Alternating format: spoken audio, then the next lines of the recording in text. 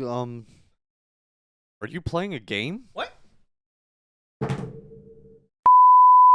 Welcome to the podcast of madness. I am Mike. That is Ben, and we are. the collection of madness on the podcast of madness. I got it right this time, and you can't say otherwise.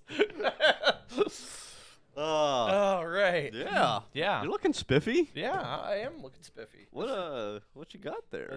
This is my Stargate Atlantis uniform here. It's a command variant.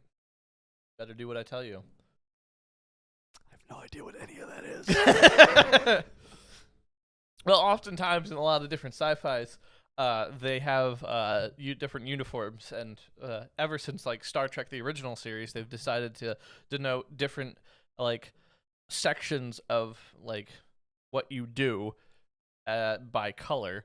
So in Stargate, red is command, blue is science, yellow is medical, and I think that's three. They only use those three colors, I think.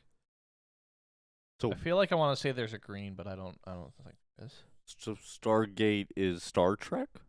No, I'm saying Star Trek is the first people to do it, where Okay. they use different colors to denote different Different ranks. or things. Got you. like occupations, etc., or whatever. Like different. What would you call that? Like command, science, engineering. Oh, different There's a word for that. sectors? Sections. No. Posts. Yeah, sure. We'll go with posts. I can't think of the wording right now. Sure, you guys in the comments or whoever's watching this is just like, it's this word. Hey, Jenkins, get to your post. There's just a post.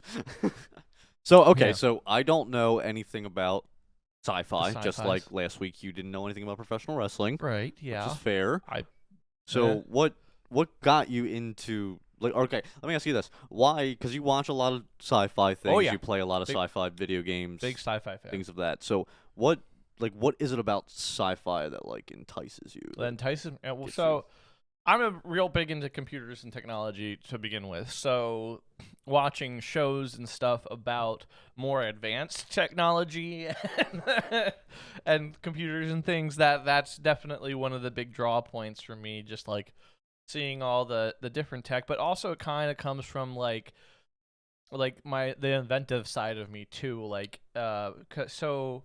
Like, you know, if we had this material, then we could make something like this. And, like, just seeing it's kind of, especially watching a lot of sci-fi, is kind of like seeing what people are dreaming of what the future could be like. True. You know, and stuff Yeah. like that. And just the different gadgets and stuff that they come up with is really cool to see and Yeah. look at. And I couldn't imagine going back in time and, like, telling my great-grandfather, I'm like, someday I'll have a piece of glass in my hand and it'll tell me anything I want to know.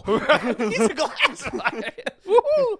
Well, I mean, that's one thing. I mean, think about going back to just like a time when people are dreaming up and writing up the original Star Trek, where they have a communicator that just flops open. Yeah. Back in the day, they didn't think of that, and then go back with like just a flip cell phone and be like, "Here, this is what we invented after the fact." You Yeah. know, like, and I feel like a lot of the stuff that we do have today is inspired from some of the stuff that's in older sci-fis and absolutely. stuff like that. I mean, even, like, shows like the Jetsons. You know, Oh, people yeah. thought we were going to have flying cars by the year Right. 2000 Yeah. because of that. That's Yeah. crazy. Yeah, So- or Back to the Future, where like Yeah. 2018, we're supposed to have a hoverboard. I'm like, where's my hoverboard? Where is man? it? I want to surf through the air. Ride that cloud. Cloud. What are your favorite shows, or what are you watching now, or what's... So currently, I'm watching the new Star Trek Picard. I'm personally Star Trek Picardy. Picard. It's one of the series of Star Trek, and I'm actually really enjoying it. I don't know what other people's thoughts are on it, but I'm enjoying it.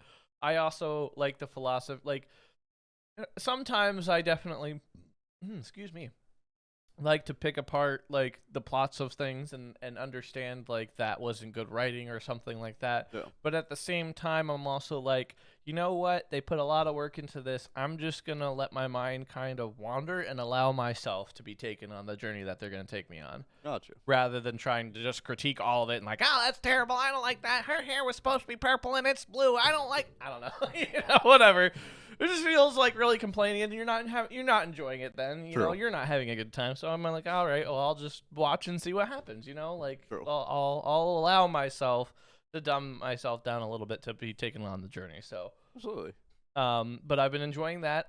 Recently I finished, as far as Star Trek goes, I've actually been watching 3 different shows from Star Trek. They've been actually really working on putting out some new content, and I'm really enjoying it. I know not everyone's going to share my opinion, but that's my opinion.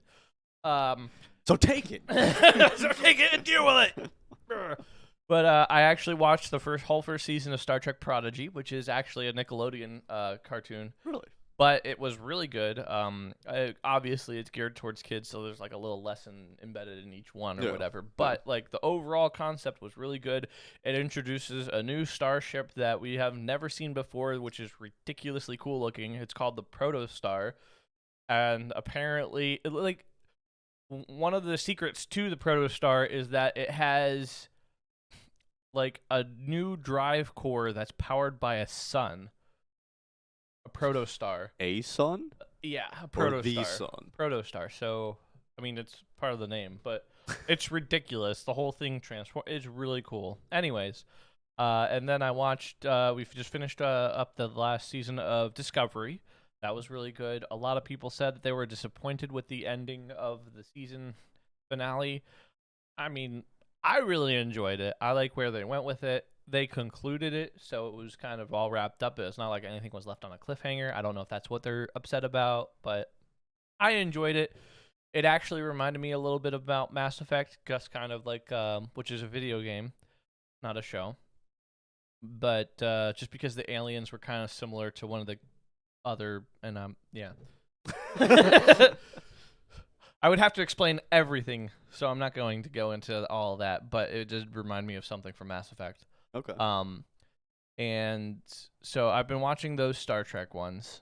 With my wife, which I did mention in one of my other podcasts a couple weeks ago, or a couple episodes ago, we've been watching Farscape.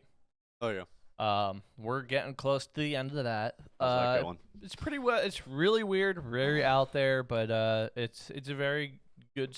Like some of the episodes, episode to episode, some of them don't make sense and they're really weird and odd and hard to follow. But the overall writing, the writing that does follow through from episode to the next episode, like the overall plot line was really, really good. Nice. If that makes sense. Yeah. Yeah. So I know that you get particular picky with this, and I am a genuine person that was able to understand the differences, but some people out there might not know the difference between sci-fi and fantasy. Yes. Now, I would like you to go into a little spiel, but first, I'm going to do an example run. Game time on the podcast. Woo! Jim, hit the boat. All right, it's not happening. All right, so what you want to do... It's not working. So, I'm going to name a couple things quick, and you tell me a sci-fi or a fantasy. Okay. Okay? All right. Star Wars. Fantasy. Star Trek. Sci-fi. Sharknado. I've never actually seen it. Good. I was thinking of shows that are on the Sci-Fi channel. That's the extent of my sci-fi knowledge. So yeah. All right. So I guess the reason why so I said fantasy for Star Wars just because I'm going with what I feel is primarily like there are things that are both. And I enjoy Star Wars. I enjoy, that. But I feel like that Star Wars is more fantasy than it is sci-fi just because, and not to say that there aren't any fantasy elements in Star Trek either, but, again, primarily where they start from the roots. So Star Wars to me feels more like fantasy just because... okay, so I guess I should define the distinction between sci-fi and fantasy and how I perceive that. So, to me, the defining factor between what's sci-fi and what's fantasy is sci-fi says that it's science fiction. So, therefore, it is, if you had unknown element A, then we could practically work out doing this. You know, they kind of like explain why they can do that. You said Sci-Fi says, and all I thought it was Simon says, and I don't know why that made me You laugh. know? But yes, All I right. get what you're saying. But yeah, so like for example, one of my favorite series is Stargate, and in that they're like, well, if we had an element called Naquita, which can produce exorbitant amounts of energy, then we could do this. I know. You know, and whereas fantasy is that like this does that, and you're like, well, why does it do that? Because it does. You know, there's not a whole lot of explanation. So I guess in Star Wars there is explanation of like midichlorians and why the Force exists and stuff like that, but it's more like, why does, you know, this person have Force powers And this person doesn't, like, you know, it's because it does, you know. And a lot of the tech inside of it is just exists. It's not like, oh well, it's if we had, you know, space travel or something, or if we had what, it's not really explained how they have ships and how the galaxy got populated and where, or even that, or because it takes place in another galaxy. It's not even Earth or anything like that. So it's a bit more fantasy. I'm not saying it's not sci-fi. It's definitely sci-fi, but primarily I feel like a lot of it gears more towards the fantasy, just like it happens because it does, you know. Whereas like Star Trek, they're very scientifically based. They're like, okay, this is happening because we have a warp core, and the warp core works because we have dilithium, and dilithium works because, you know, they're all elements and things that don't actually exist, but they all base it off of each other, and for the most part they make it all work with each other with, well, let's just be honest, Star Trek has a lot of inconsistencies across all of their franchises.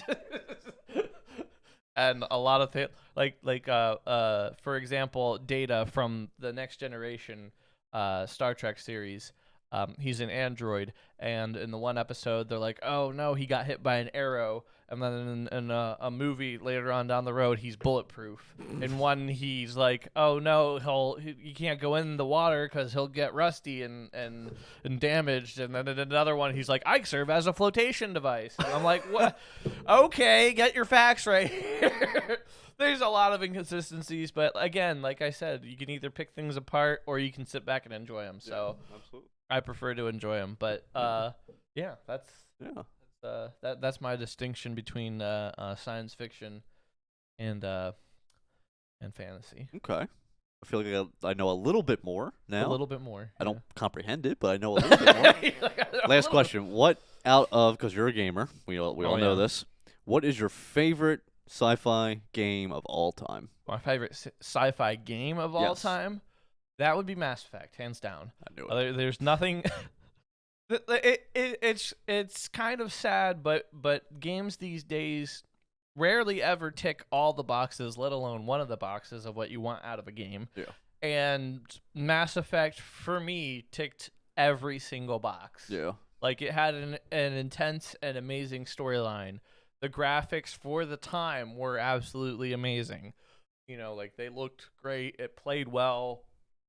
It had relatively little bugs or problems or issues or whatever, and it really gave you an immersive story experience.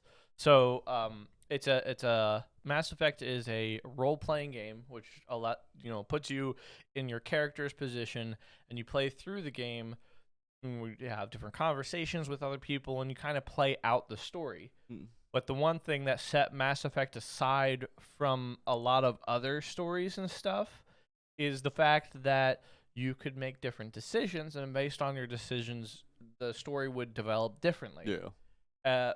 Which some other people have done as well, but this one was what made this one really outside of the box and different is they made a trilogy, and they actually wrote the storyline for the first and second one before they even started working on the first one. And then they worked on the storyline for the third one before they started working on developing the game for the second one. Okay. So because of that, they were able to really make a lot of it very intricate, and your decisions, your choices, and how you acted and what you did in the first one translated over into the second one. And then as you played through the second one and made all those decisions and choices, the decisions you made in the first one and the second one were imported into the third one, and all of your decisions across both games affected what happened and the outcomes of the third one. Mm. Now, there was a big uproar when it happened, when you got to the end and finished the third one, that a lot of people were really upset, and I understand why, but I really enjoyed the whole journey as a whole in the first place. So I personally didn't care a whole lot, but a lot of people were extremely upset because basically, no matter what all those decisions you made, when you got to the end of the third one, you basically had three choices, and it didn't really matter what you chose in the thing. But to me, it was more about the journey getting there in the first place with all those decisions and all the unique gameplay, different conversation points. You either sometimes you didn't even have a character in the third one because they died off in the second one or something like that. Yeah. You know, or maybe your decisions were very poor in the first two, so then they, you know, got killed off in the third one, or you know, you weren't able to save them, or, you know, just different things. So it's a very immersive experience, and I really respect. Now, I have heard that they revamped it since then and made the endings a little better.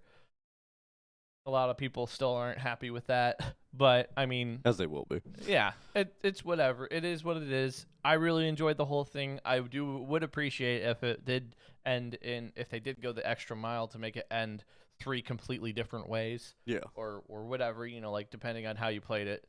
And but I really enjoyed it. Then they came out with Mass Effect Andromeda after that. That one flopped. I really enjoyed it. A lot of people, it had a lot of bugs in it when it first came out, and I feel like that's one of the main reasons why a lot of people didn't gravitate towards it. And then it just got canceled. So I think it would have been a lot better if it was 1 out of 3 of a new game series rather than just being by itself. But the combat was really good. They really ironed it out. The whole story was really intriguing. There was a lot of mystery and a lot of just lots of interesting things going on. Yeah. But I think it's my favorite just because, again, of the tech. Yeah. You know, so the story behind Mass Effect is that at a certain, I forget what year it was, supposed to be like 2033 or something like that, or 2028. I don't know. 2020? Close to the time that we're approaching, but it's still like a good 20 or 30 years out from now. We discover something beyond our solar system called a mass relay, and the galaxy is populated with these mass relays. And what they do is they're basically giant slingshots. So rather than trying to take years and years and years to travel space, you go to one of these relays and you can plot a course to another relay, and it just like grabs your ship and flings it to the next relay almost instantly. Yeah.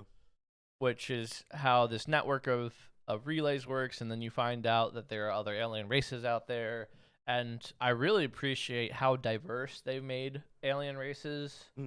And you know, they really came up with a lot of good art for each of the, you know, races and how they would act and personalities and the way the whole galactic like council and stuff like that works. Yeah. The ships are really cool. They have a race of beings called Asari. They're blue. And they have like an avatar. Well, kind of, but they have like tentacles instead of hair, which is a little weird. Not like squirming around tentacles, just things that are kind of like pushed back there. I don't know. Yeah. It's an all-female race, and they reproduce asexually, which is kind of weird, interesting. But one of the things is that they come with is they have natural what they call biotics. It's kind of like the Force, and I'm not sure how it exactly works. It's not really the Force, because you can't just do anything like a Jedi would, but you can create barriers, you can create like little singularities, or you can warp or push someone, and these Asari, some of them are ridiculously powerful with them, and I just always thought that was really cool. Yeah. So basically what biotics is the whole thing behind the tech of Mass Effect is that ships can create what's called a mass effect field, and that allows them to travel the galaxy and go faster than light and all that stuff. And so apparently biotics is a natural like evolutionary progress of naturally being able to manipulate the mass effect fields. So I thought that was really cool. Well, it all sounds very neat.